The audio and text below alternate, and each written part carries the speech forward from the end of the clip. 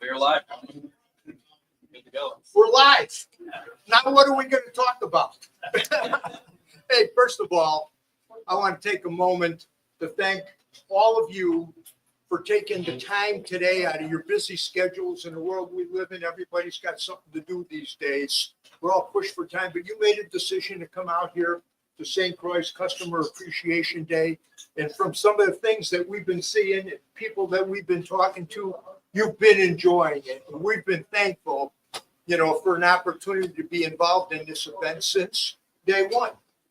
Yep. It's really special that they do a lot for the sport fishing industry, and we appreciate you and your support of the things that we all do. And I'm also speaking for the guest speakers that were here, people that are involved in the sport fishing industry their whole life. We sincerely thank you along with the staff. The best customers on earth. That's right. I know, too. So people walking Serious. five rides at a time. I'm going, holy man. It was kind of, Jim and I have been fortunate enough to make our living in the fishing industry our entire life. Neither one of us had real jobs, per se.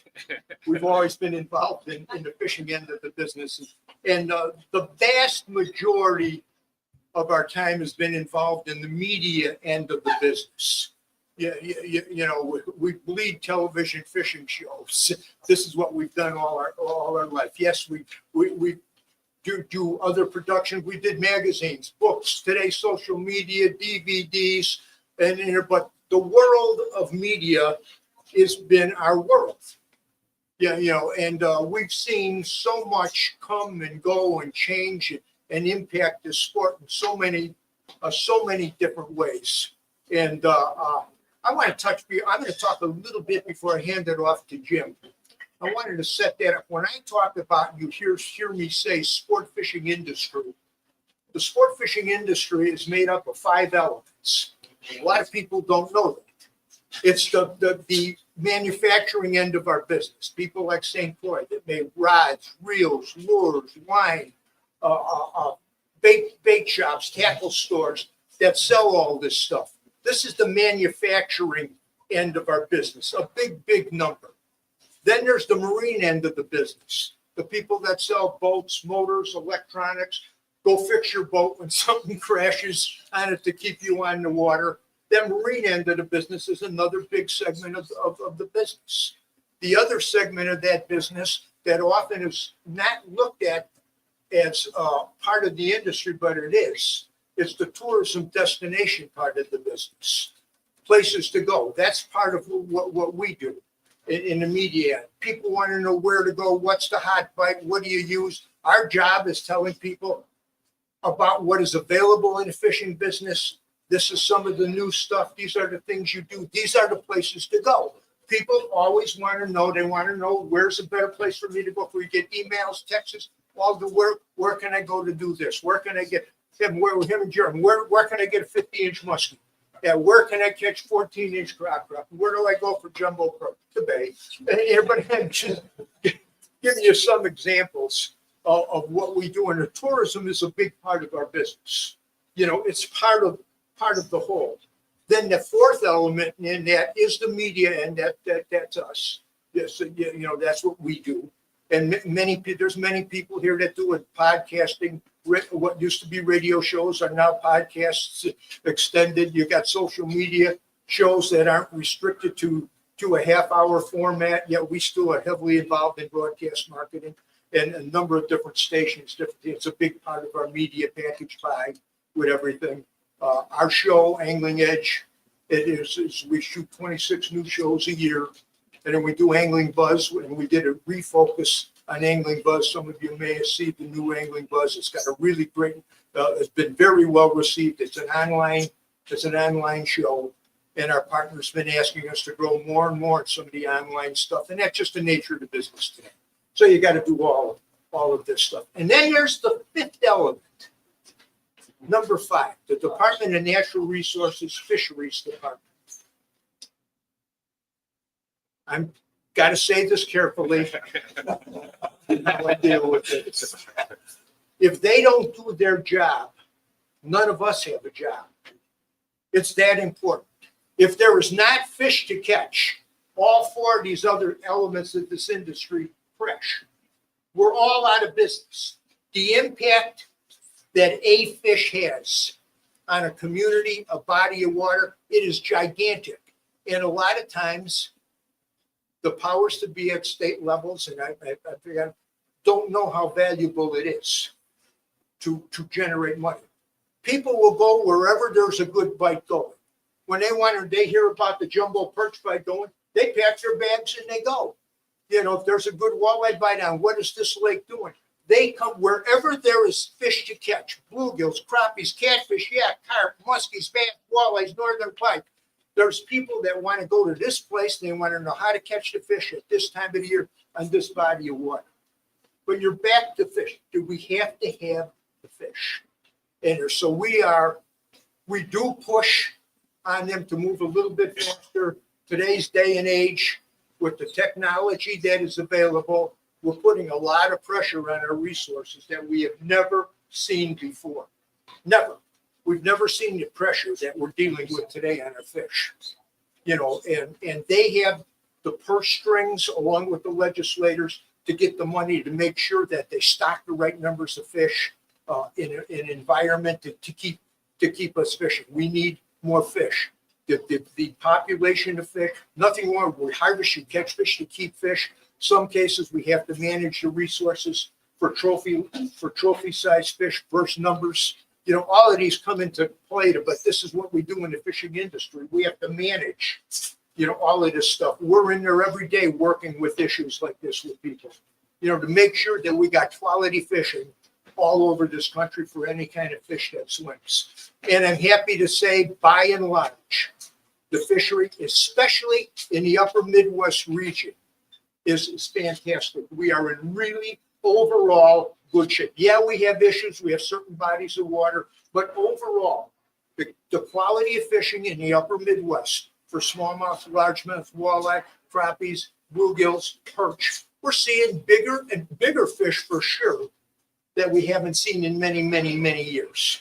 And it's because management is listening. We're pushing on it. We're pushing on it. And when I say we're, I mean you, the fishing public, that helps us go to them. I'm involved, and Jimmy's been involved in Minnesota. We got a thing called Midfish, and we bridge the gap between the fishing community and the user groups. User groups are trout fishermen, bass fishermen, walleye fishermen, anybody that likes a particular segment. We represent in 10 different user groups.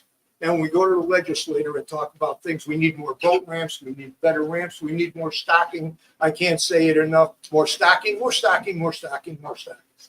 And they don't like to do that. And the right kind of stocking. Finger links in a lot of lakes versus fry. You know, zebra mussels have gotten into a lot of our lakes, and the forage gets knocked out of whack. So the fry, no longer, the numbers of fry that were put into the lake are eaten up by the mussels. They don't function. There's not enough to take that base to get the young fish to bigger fish. They got to go to fingerlings now. It costs more money to do this, you know, to do that. But it's part and parcel of all the challenges that we have in the sport today. You know, and I was talking a little bit about, I talked about, I got to give you a backstory a little bit. About a year ago, I was doing a podcast. And the guy that was interviewing me says, you've been in business your whole life. You've seen a lot of things that went up and down. You've seen a lot of things in the fishing industry. What are some of give me a handful of things that were the most impressive to you, that you really seen that moved the needle in the fishing industry, that really made a difference? Well, some of it is impacting how you and I fish today. And I want to just touch on those three things because I didn't have to think about it really long. And for years, the fishing industry had a thing, take a kid fishing. And it was an outreach program to get youth, young people involved in a sport. And they threw a lot of money at it. And it worked to a degree. But the problem is it was geared for many young people that fished that were 8, 9, 10, 11, 12 years old. And we got them rods and reels from company. We got them out on the water and everything. But when they left that experience, they went back home. There was no water by them. The parents didn't fish. There was no follow through. They wanted to know more about fishing and wanted to do it, but they were left on an island. There was nothing there, so they ended up playing baseball, and their energies went, and some other thing, which is logical. So it worked to a degree, but it was a real slow-moving process. Then all of a sudden, the high school fishing teams came into play. High school fishing phenomenon. And it has really moved the needle at an age that was really critical. I remember in my home state, a guy named Jason Barr gives me a call. This is like 5 years ago. And he says, hey, Al, I want to start a high school fishing team in Brainerd, Minnesota. And would you be our guest speaker at the first one? Actually, I said, yeah. It's a cold January night in Minnesota. I remember going on down right there was a Fleet Farm store there, and in back of the Fleet Farm store was next to it was a gun section, and they had a meeting room in the back that's maybe a little bit bigger than what we're in here now. Yeah. So it was started at 6 o'clock. I drive in here. It's 10 to 6. Cold January. I look. There's no place to park. There was cars everywhere. I walk into this thing, I look around, and it was like a light bulb went out. There was 123 young people there with their parents. Their parents got behind this thing to support the movement. They seen that young man and young girl loved the outdoor, they loved the fish. It was more important to them than some other sports, ball sports, baseball, football, basketball. Their sport and passion was fishing. That's what they love to do. And this is the first time that they had an opportunity like that got sanctioned by the schools. So you get and what made it so unique for these young people, they were fishing with some of the local talent, some of the best tournament fishermen, walleye fishermen, fishing guides, local knowledge in our area in the other city would take them in their boat and take them fish. You didn't tell them where to go. They'd get a map. His job was to run the boat so it was safe to go. The kids would point, let's go here. They picked the lures. They did everything. We had a boat, but the boat runner just sat there to make sure it was safe. Because you had for kids the first year of high school, second year, third year, going into senior, you had all age categories. But they were exposed to good fishing. They were exposed to fishing situations. And they had heard people come to speaking engagements and talk to the power of the wacky worm and then the Ned rig. And every kid in the high school fishing team and everywhere, every dock in the world has seen a wacky worm and a Ned rig thrown out. And it still catches fish. They still catch fish. But it lit up the passion. And the parents were the driving force behind us. And pretty soon they came out and they seen they're buying boats, motors, that became a family affair. They seen that this young person was so passionate, they loved it so much. And the other interesting thing, you look at these young people today, the Bass Classic was first and second place this year in the Bassmaster Classic was by, I'll call them two kids, they're in their low 20s. They're in their low 20s and they win the Bassmaster Classic. I said, what a statement this is to the sport fishing industry and the people that support this stuff. And it's a new world out there with these young kids, and they were passionate about it. They loved it. And they got into it and they're off the street and they're clean. They're doing good things that they learn to respect the resource, honor what is happening, have respect for the things that are good. It's a good thing for everybody involved. Yeah, and you're seeing this level of young people, and the thing that was also at that age, they embraced technology. Where older guys like me, I got to hit my head around it. He's a little bit younger than I am. He gets it. I fight my way through this stuff. And the technology today, forward-facing sonar is the biggest thing that ever happened in this industry. I've never seen anything like that on how it polarized the sport on a national level. And you love it or you hate it. That the response has been amazing. Never seen anything like it. Basically, the public, as we talk to you, the average angler at every different levels, 1/3 absolutely is passionate and love it. The other third hates it. And then there's the third that's in between. And que sera, sera. It is what it is. I may or may not use it. the way I fish. I like to fish slightly different than this. And one of the things that with forward-facing sonar, as productive as it is, if you're a tournament fisherman, you have one person fishing. But see, I don't know if it's not good television. You got one person in the front of the boat with a rod, with a piece of lead with a bait on it, and his head is on a screen like this. That's all he's doing. And one person is fishing. How many of you fish alone? Some do. How many of you fish with a wife, a girlfriend, a child, a kid, a fishing buddy? The majority of you fish with somebody. That means when I go fishing, I've got forward-facing sonar on it. I use it when I'm with Jimmy sometimes on the walleye bite. I might have sit back and have coffee and I get on the telephone. There's one guy fishing. That's it. This long-term is a negative impact on our sport because people like to fish. I grew up as a guy. And so I learned the things I learned as a guy. You got to get everybody in a boat in a position to catch a fish. You have to get bit. So how you position on a structure, you're always thinking how that person in the back has got a bait in a productive zone. And you're thinking for them to make sure you throw over here, you're in fish, not one person glued for a fish 15 feet down over 25 feet of water. That's the only. So there's some negatives, some pros and cons. The information that you learn off of it is mind-boggling to watch how fish move, react from that perspective. But it is a segment of this sport. It isn't going to go away, but it's got to be regulated. It's going to be regulated. Every state is looking at it. I know Bassmaster has made some major changes, and how they're doing it for next year because of pressure from the public coming to them. They said, we don't want to look at a guy's butt for an hour, and not see anything happen. He doesn't even talk to us. That's not television. I'm not learning anything. So some of these things are changing. Some of them are for the better, but it is a segment that is here to stay. It is fascinating. Like I said, I use it. I learn from it, but I fish a lot. I'm always trying to help. I'm usually with two people for sure, and generally a lot of times with three. You want three people catching fish, not taking turns. So how you position the boat, old style fishing still works in a lot of cases, on a lot of bodies of water. So those are decisions that you have to make for the way you like to fish and what you want to do in that segment of the sport.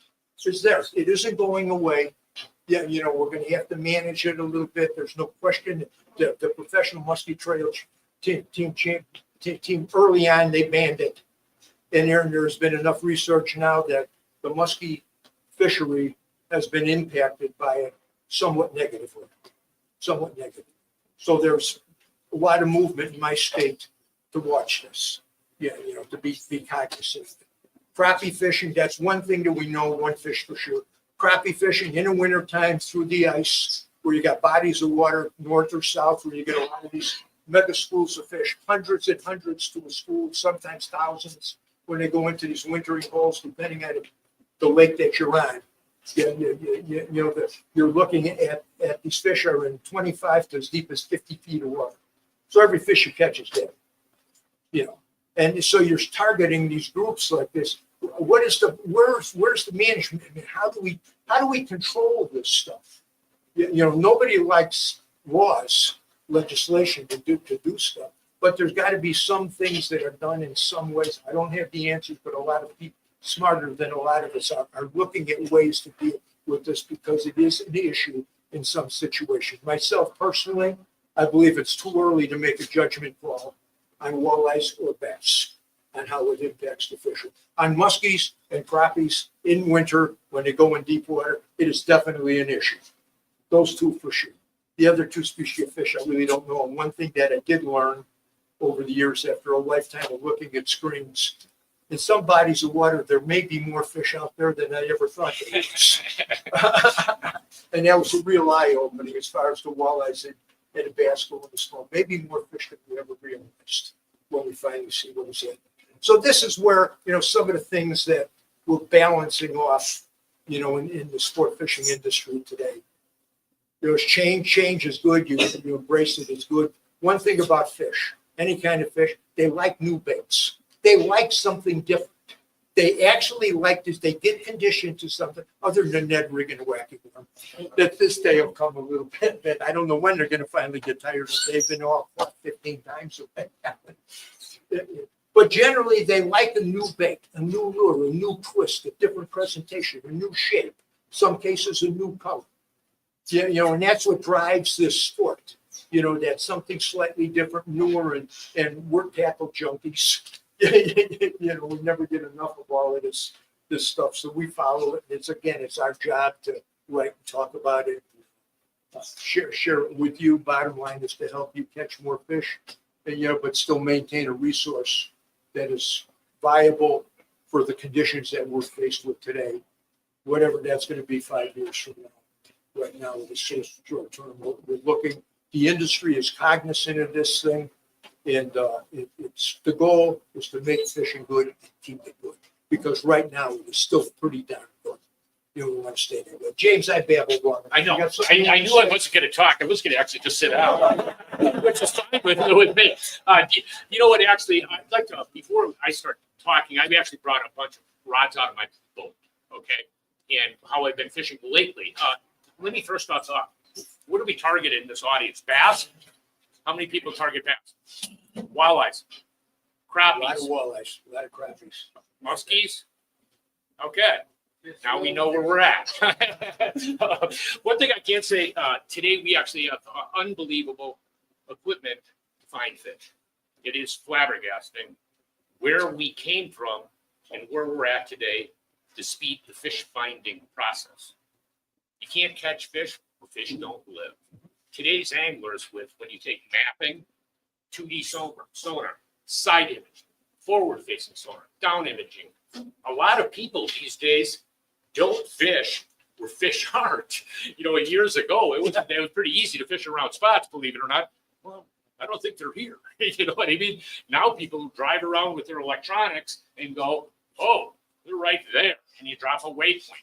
Today's anglers are smarter than ever. You talk about like Easton Fothergill. Easton was on their high school fishing team 5 years ago. He's weighing our fish in our tournaments up there. It's sort of an amazing story when it's talked, but he's a very, very astute, very, very good angler, believe me. But that being said, these youth who are coming into the sport really have taken on all this electronics technology. And there's no way in the world that Trey McKinney's and these youth that come in are poor anglers or natural. If you took I guarantee you take the forward-facing sonar away from Easton Fothergill, Easton's still going to be at the top 5. Trey McKinney's still going to be in the top 5 guys in that tournament. But you know why? They work hard. They're the first boys at the landing. They're the last boys that leave. And that was told by guys that are fishing against these guys. Why are they good? They work hard. You know what I mean? And that's sort of interesting. That being said, I wanted to share some different logic and baits. And, we're always been big on different techniques that cross logic, species boundaries. What works for one fish works for another fish. It may be different. Al was talking about the Ned rig. How many people in this audience don't have a Ned rig in their boat? Everybody's got Ned rigs. You should have a whole bags of Ned rigs. I don't know why you don't have a Ned rig. But I'm going to share with you, I've got 2 different Ned rigs here. It's very, very simplistic. And he was right about that. With those high school kids is unbelievable. All the kids skipping around there throwing Neds on docks. Okay. Now I have 2 different rods here. One that's actually for more finesse fishing. There you go. Classic finesse fishing for smallmouth bass. It's a set. I got this on an Avid 7-foot medium fast power rod. Really lightweight jig head. Very, very lightweight. 1/8 ounce head, classic Ned. This is a buoyant bait. You go out there, it works for smallmouth bass. It catches walleyes. It'll catch largemouth bass. It's a very simple thing. You cast it out, let it drop to the bottom, and don't do anything. The worst thing to do with it is reel it in too fast. That's the weirdest thing in the world to catch lots of crappies by suspending it, reeling it over in deeper water, catching crappies with this exact same presentation. Like 10-pound test braid on here and a 6-foot piece of fluorocarbon leader, about 6-pound test. This is what I classically would use for smallmouth bass in a lot of finesse fishing scenarios. Okay, let's go beyond that. What I've been catching bass lately on is this. Now, this is a little bit of a different animal. I got 30-pound braid, 15-pound fluorocarbon leader, a 3/16 ounce, and another big stick. And what I'm gonna do is move along up on the flats. Right now, the weeds aren't that developed in our lakes and the fish haven't got out on the distinct weed edge. And I go up on the flats and I isolate with my sunglasses wherever the thickest weeds are, the thickest cabbage points, it could, or cabbage clumps. It could be isolated milfoil. It could be, curly leaf pondweed, this bushy stuff up on the flats. And I'm making short casts. So what I'm trying to do is drop it down to the base of the weeds in 6-8 foot of water. I was out this weekend with my buddy from Minneapolis. I don't know how many fish we caught on the first lake, but it was like to the point where I've had about enough of this. Let's go somewhere else, because you go there and it's just amazing. But what I'm saying is, what do they say? This finesse fishing with a Ned rig with a medium power lighter. This is a heavier action rod. This is a medium heavy. You know what I mean? Shorter rod where I'm literally hooking 6 pounders or 4 pounders and pulling them out of weed beds with this rod and reel combination. You see what I mean? So you're taking the finesse presentation, but I'm applying it to a different situation, if you understand what I mean. This is actually, when you look at this Ned rig is a fabulous walleye bait. Right now, the walleyes are still up in the weed beds and developing weed flats up on our lakes right now. You can go over there and throw a lightweight Ned. It's a great way to target walleyes. You know what I mean? Where you just fan cast and move it along the deep weed edge and flipping it out and pop jigging it off the bottom, and you'll catch walleyes. Crappies, suspended crappies along the deep weed edges. The crappies aren't really, they're starting to get there, but when those fish get really loaded up and piled and they move intermittently out of the deepest weed edge back and forth, a Ned is a great bait. You're talking about the kids in this forward-facing sonar. I actually have one in my boat. I'm not afraid to use it. Whether people use it or not, it's not my call. I have some sponsors that actually pay me to utilize their equipment. I happen to be with a kid in my boat. His name is Ed. It's my nephew. Kid doesn't fish, never really fished. They're in town. He wants to go out fishing. All the other kids are out tubing on the pontoon, and he wants to go fishing. I bring him out in the boat. I teach him how to cast. It took about 10 minutes. Okay, 5 minutes. He's also casting all right. Then I'm moving along the edge of the weeds, and I'm looking and say, see those over there, Ezra? Right over there with the suspended bait fish or suspended crappies and bass. Those are what we're targeting. Kid flips it over there, drops it in the water, starts reeling it in, catches one. It took exactly 5 minutes for this kid to be all over this thing. Actually, he's muscling me off the trolling motor because he said then he's not even casting because he's not seeing the fish on the electronics. You know what I mean? To me, I thought it was fascinating to see how, a 9-year-old could apply that so quickly. His hand-eye coordination from the electronic machines and games they play and stuff like that. It was like instantaneous. You know what I mean? To me, it was just fascinating. But the biggest thing is out of anything that I can share with you, depth, size, and speed of your presentation. I've got a box of baits. Every person in this room has different boxes of lures and various lures that they fish. You have high confidence baits that you caught lots of fish on. The key, and actually something that even just struck home to me even more, is understanding how important the relative size, speed, and how the bait and the size of the bait is critical for catching. Guaranteed. Al and I were out in South Dakota 2 weeks ago.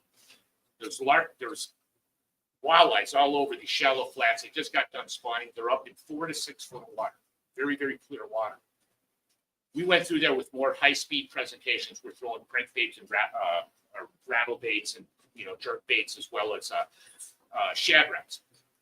You really couldn't catch them. We went flat calm. I turned around and I pick up a 1/8 ounce hair jig. And this is a bass hair jig rod, 7'10", St. Croix Legend Tournament bass hair jig rod. I picked this up, tied this little jig on, and I start fan casting on these flats up in 4 to 6 foot of water, and I'm reeling it in very, very, very slowly. It's a very lightweight bait, so it's moving, tracking at about this speed. Okay, the fish are suspended off the bottom. The water is this deep. The fish are right here. How did we catch them? You slaughtered them. It's just amazing. And right prior to that, we're sitting there throwing all these other presentations, and you're not catching them. The interesting thing whether I would even known them or not, I would with side imaging because you can go see them, but it goes to show you how the difference is when you all of a sudden just change the relative speed of the bait and how many fish you will catch. You know, and those fish, I think they were spoofing, you know, it was so clear and the baits are hitting the water and they're just spoofing away. Where all of a sudden they take this little hair jig, cast it to, you know, farther than the back of the room, drop it down into them and are reeling it at a really slow cadence, at a really small, and it's just moving along at a slow, and it's just like dunk, dunk, dunk, turn around, throw over there. There's another school there, dunk, dunk, dunk. Okay, yes, sir. I got it. What we learned on that thing is we were fishing under the fish. Exactly. And more that I see with this stuff, more times than not, I think the fishing, but we are fishing under the fish. These fish that are lifted up and they won't go down for a bait. They are programmed to feed up. And it just, man, that was a classic example. That's the same thing that right now in our lakes. It's actually sort of a later season. What I mean by that, it's cooler than normal. So the walleyes are still, the weeds aren't developed that well. A lot of the walleyes are still up in the weeds. The interesting things, you know where they go to feed when they feed? They go up. A lot of times the fish are 4 feet down. Well, the other day we were catching them over in Pelican. I'm fishing in 18 foot of water. The deepest tops of the weeds come up to about 5 to 6 feet. These 4 foot talking patchy cabbage clumps. And I'm taking one of the that is, if you're into bass fishing at all, you'd be familiar with this bait. It's the it's called the, what is it called? Somebody should know what this thing is. This is called the mooch minnow. And it's just a small minnow, but obviously it represents what most predatory fish species bite on, whether it be walleyes and smallmouth bass. And actually, Jacob Wheeler and some of the other boys, the Crush City boys, have been dominating bass fishing world with this bait. And what they're doing is targeting fish in open water. In some cases, it isn't only in open water. This is one thing that I want to share with you. So that's what I said. When you look at a technique, you've got to apply it. Because some people say, well, you wouldn't catch them if you didn't have forward-facing sonar. No. I'd still catch them. I might catch them a different way. You know what I mean? I'd be fishing a different technique. I might be using, you know, some other way where I'm dragging a lighter spinner rig with a bullet sinker. I'd be catching those fish, but I'd be doing it differently. The interesting thing is this is actually designed to be a bass lure. Or, you know, that's what they really, the dominance. Right now, you go into our lakes in central Minnesota and throw these over the tops of these weed beds. You know what you catch? Walleyes, bass, anything that swims. It's a fabulous technique. This will work. It's a fabulous technique for smallmouth bass. You know what I mean? You get up on shallow rock flats and the same thing. I'm just reeling it at a slow pace and just jigging it through the water column. You know, and it's a very delicate. It's sort of interesting when you retrieve this bait. Does anybody fish this bait at all? This thing, it's really interesting because what they do, and I'm casting it out and I'm letting it sink down, whatever, 6-8 feet, and I'm twitching it along. What happens is the bass come up, and all of a sudden, it's just you lose contact with the bait. It's just like that, like you're hitting it with the hair jig. They come up and they go like this, and all of a sudden you just lose contact with the fish. But it's really a cool technique that's really super highly effective. Is this? It's a very lightweight jig head. And then it's a very 3.5 inch mooch minnow, or the other, what's the other one they got? There's a number of different baits. Actually, Big Bite makes a lot of different minnows that are very, very similar. It's more of the presentation is the key. No question about it. Go up to Canadian lakes, you know, on the summer trip, you go up to Chequamegon Bay, Sturgeon Bay, you know, Mille Lacs Lake right now, you go up on those shallow rock flats and you club them doing this right now. I was going to go back. I'm sorry. I was on the hair jig routine, and hair jigs are relatively old. Actually, they sort of went out of style for a while. I think hair jigs, you know, the old Crawford jigs, and for the Caps Rockaroo, and I mean, hair jigging was for years and years. They sort of went out of style with the soft plastics, grubs, and spinners, and hoop tails, and swim baits, and all these different things. Now all of a sudden, hair jigs are coming back in. For more of the bass people here, this is something, it's a chicken jig. And this is actually have this on a Victory. This is like a heavy duty deal here.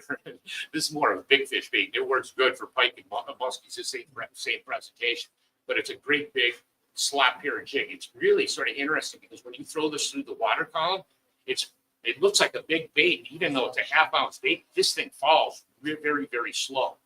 And what I'm going to do is get along the edge of deep weed edges in our lakes in our area, Lake Minnetonka, Gull Lake, where you have deep weed edges go out to 15, 18 foot of water. What do the bass do when they're actively feeding?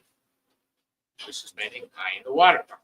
So what you're going to do is go out along these edges, and I'm going to go to take and bomb the sucker out there, let it sink down, and I'm just sort of stroking it, slow rolling it along the edge of the deep weeds.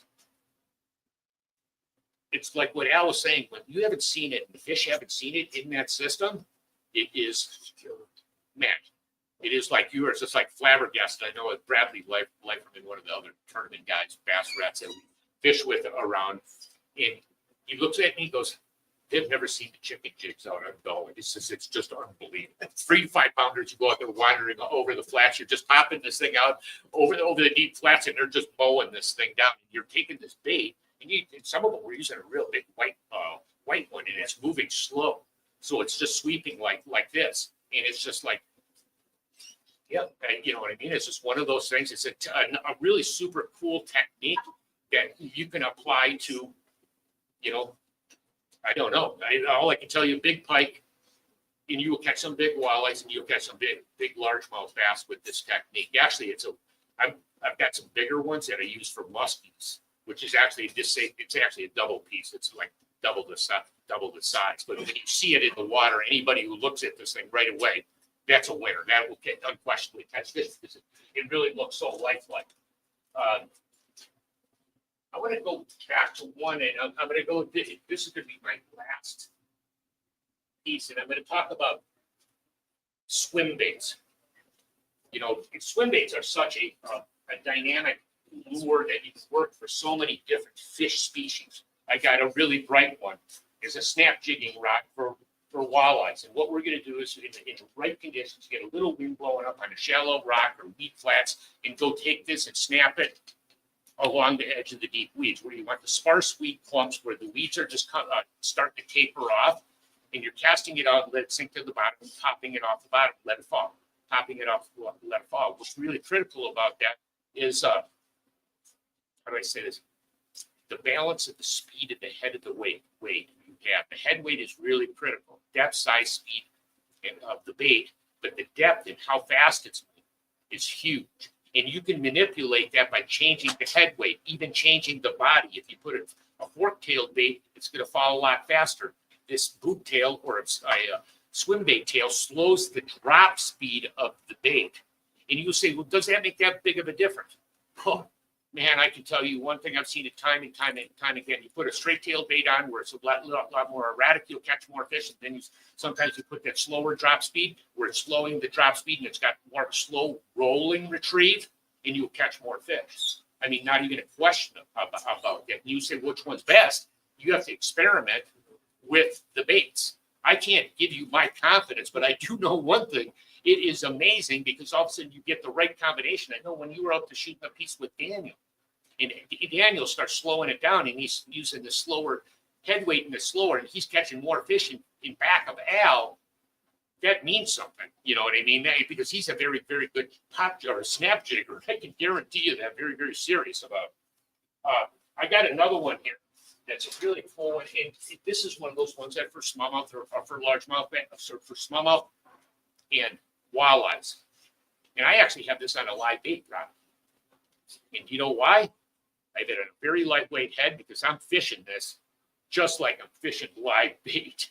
I could actually either slow troll this, drag it along with my trolling motor along the edge of the deep weeds, along a rock pile, along a ledge drop, fan casting it. It's moving about the same speed as live bait. I'm not imparting a lot of big action or vibration into it or big snapping retrieve. I'm casting out and retrieving it like a minnow is swimming through the water column. It's very, very small, delicate bait. This happens to be, I don't know what is this? What? It's probably a 2.5. It's a very, very small bait, but you know what I mean? It's almost the size of the leech. But you can't believe how many big walleyes you could potentially catch on this thing. You go up to Lake Vermilion and they're up on the top of the rock piles, and you go up there and isolate. And where I'm using like 360, and where I'm seeing big boulders up on the tops of the flats, and the walleyes are sitting right next to these rocks, just like you envision smallmouth bass, but they're big walleyes up on the tops of these rock piles in very, very shallow water. Now I'm going to move a little bit farther along. Okay. Where is it? Oh, this one here. I got this on it. This physics. This is a different presentation for you guys. This presentation versus that, it's the exact same bait, but it's rigged on a way different rod. I actually have this rigged on 30-pound test braid on a heavy action physics rod. But how I'm going to retrieve this bait, rather than casting it out and just reeling it in, you know what I'm going to do with this? I'm going to cast it out and pop jig it right through the weeds. Right now, this is a fabulous time for this presentation. I'm going to be making, cast from here to the refrigerator.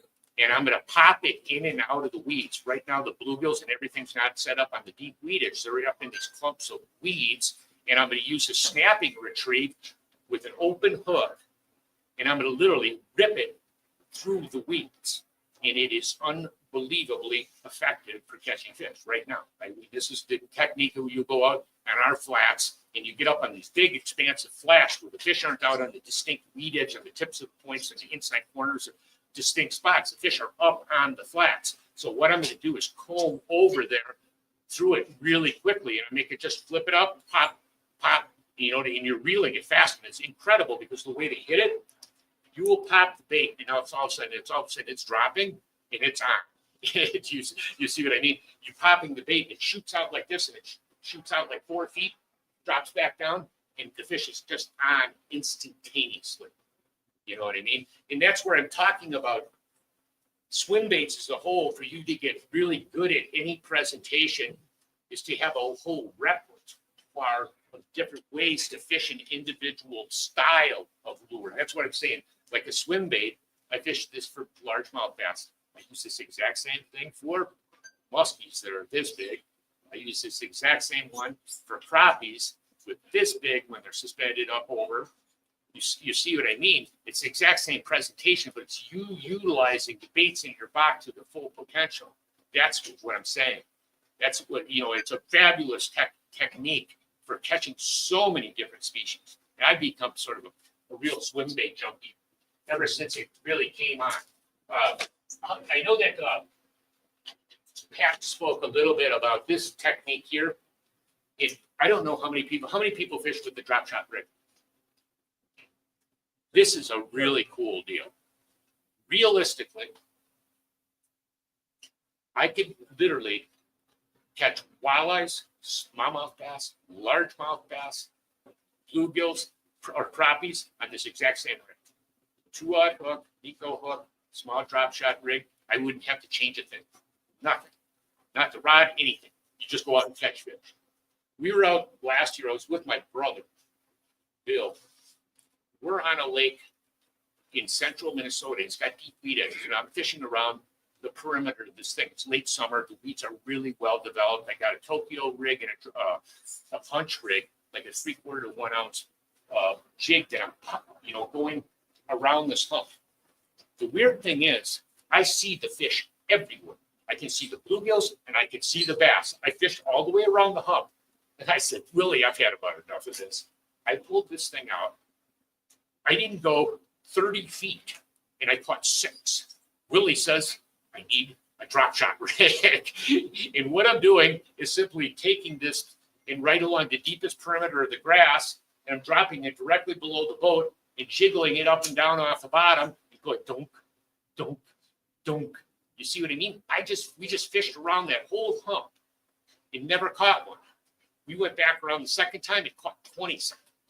The next pass around the hump, it was smaller than this whole building, But it goes to show you what you're saying is how easy it's to change the depth, size, and speed of your presentation. That is the linchpin for you to become a really successful angler. You're catching fish on a spot this year.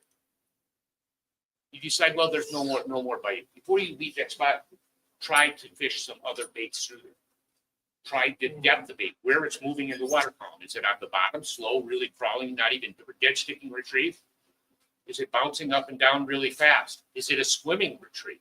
Is it 2/3 of the way off the bottom? Is it something that's really fast and heavy vibration with a lot of movement into the bait? And you'll soon see that this school of audience right here, if you were a school of fish, you soon see he might bite on the first cast every time. But the other bunch of people only bite something else moving at a slower rate or a higher rate. Not all the fish are willing to bite on the exact same presentation all the time. Is there some presentation technique that's better than other ones? There usually is something that's, dramatically different based on how that bait is moving in the water column. That's what the linchpin is. But for you, and I've asked people to, how many people in this audience don't or have baits in their tackle box they've never caught a fish on? I bet I have more than everybody in the audience. I'm serious about, but at some point in time, there probably will work. You know what I mean? And it's you to figure that out.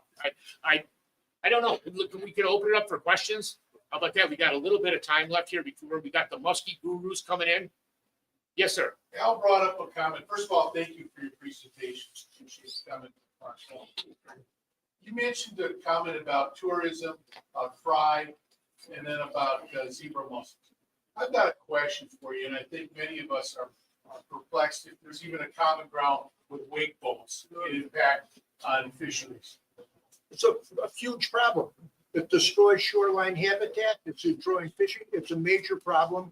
And yeah, I know at state levels, the DNR's got wake boats are bad news for a lot of lakes. If you're bigger lakes, if you can get away from the shore, but on smaller lakes, that stuff is just washing. It's destroying habitat. Yeah, they're actually pushing. They're pushing them out actually, like in some of our lakes where they're not supposed to wake boat within a certain distance off. Distance of the shoreline. Off the beach.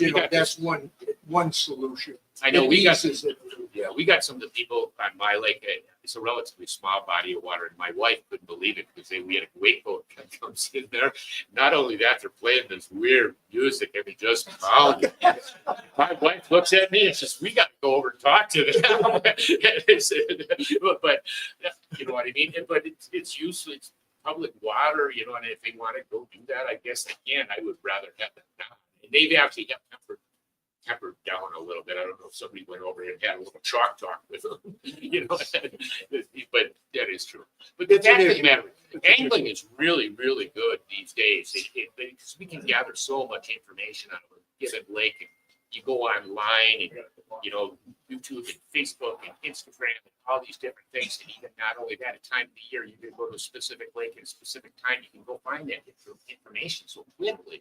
You know what I mean? Even with current, but what the fishing reports are. I mean, it's so fast. You know what I mean? And that's one thing I like being the one who's making the reports versus hearing the reports. Usually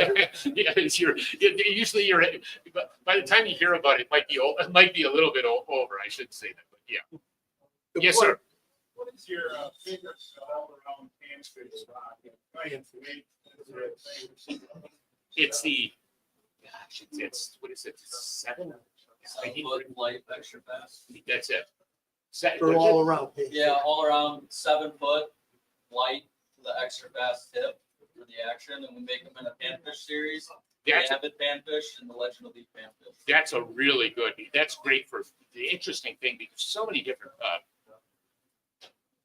ultralights. When you look at panfish rods, they used to be so soft and whippy you could never even cast the baits. That's got a really distinct action that I can cast a little crankbait, little jerkbait, X-Wraps, little grubs. That presentation a really long ways. And not only that, once you set up and hook the fish, you can handle the fish. I mean, it's not like a weird mush ball. It's like every one of their rods. They design it very well designed for the given species of fish you're fishing for. And it's noticeable. It's really, really noticeable when you fish that particular rod. I want to comment on that rod. Put the right size reel on it. Put 1,000, don't go under it. The 1,000 manages that outfit really good for crappies, bluegills, perch, everything. The 1,000 size. Next question. Anything else? Yes, sir. On your drop shot presentation, Yes, have you ever replaced the weight? You could, let's replace the what? Oh, wait, the weight. oh, well, in the what, I know what you're talking about. You could do that, but in most of them, I can't fish that way in Minnesota anyway. You couldn't fish with tubes separated, no. But I understand if you put a net down here, I can see that as being highly efficient, yeah. This is actually a really cool one, actually, this bait just came out, this was a big bite, and what it is, it's called a stealth bait. Because we actually had worked with Big Bite designing lures, and we brought out all these really brilliant colors. I mean, all these weird walleye-esque colors. When you look at a lot of swim baits are all natural, shiner, alewife, minnowy type looking presentations. And then we went with these really bright colored baits, these pinks and chartreuse and oranges, which is really highly efficient. And then we brought out these ones here, these stealth minnows. The cool thing is they got just a little bit of fleck and they're almost smoke colored clear. And so what they do, they almost absorb the water they're in. And when you look at these in the water, they're just unbelievable. This is the Big Bite Stealth series. They make these in a variety of different jerk minnow, with the suicide shaft, variety of different presentations for this particular bait. But if you fish highly fish, I want to comment a little bit here today in what you just asked, Jim. A lot of people have so much interest in pan fishing. Yeah, we cover all species of freshwater fish. But talking to so many people here, and whenever we do something on social media or anything, we do the traditional walleye, largemouth, smallmouth, muskie, the stuff that you have to have. But when we do something on panfish, we get phenomenal response from it. And just talking, a lot of people today were referring to that. I don't know how many panfish rods you sell, a lot, yeah. but the panfish equipment today isn't what it was 10 years ago. No. I mean, this stuff is finite, so you really got to fun. It's so fun to fish this stuff. With the quality of the rod reel line combos for that light line, you just get so many more fish. It's just fun. It's just interesting how many people are into pan fishing. And they all tell you, we don't hear enough about it. Everybody's the largemouth bass, smallmouth bass, walleye, muskie, bombardus. Talk to me about rock bass. We did a thing on rock bass. I couldn't believe the response. We're going to have Hayner cook them sometime. He tells me they're good. Anybody here ever eat a rock bass? Oh my God. Are you good? No, I gotta do it. I'm gonna do But it. the only thing you need is serious. You can need a chainsaw to get through the scale. No. I gotta go on So, the yeah, rock bass. that's the only thing. If they get wormy or I no? gotta do it. No. I know. I looked at it. They say, why wouldn't it taste like a or a crab cube? You know what I mean? A little bass. I mean, what's anything small like anything. It's good. Very good to eat. All right. Okay, we got some. I guess we got the muskie guys coming in. Yes, sir. Thank you guys very much. Oh,